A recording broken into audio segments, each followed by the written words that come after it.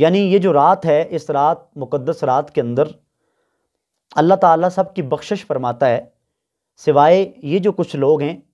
ان کے سوا اللہ تعالیٰ سب کو معاف فرما دیتا ہے۔ ان میں نمبر 1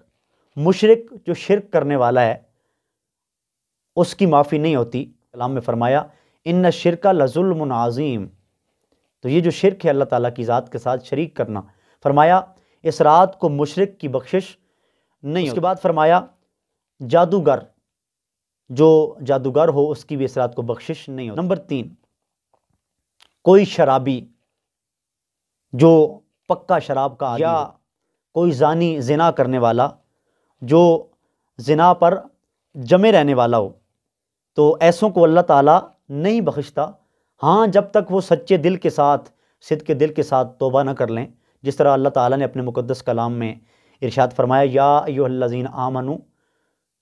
توبوا الی اللہ توبۃ، ایمان والو جب بھی تم اللہ تعالیٰ کی بارگاہ میں توبہ کرو تو ایسی پکی توبہ کرو جو توبہ کبھی دوبارہ ٹوٹنے نہ پائے، ٹھیک ہے۔ تو یہ جو احباب ہیں ان کی بخشش نہیں ہوتی جب تک یہ اللہ تعالیٰ کی مقدس پاک بارگاہ میں پکی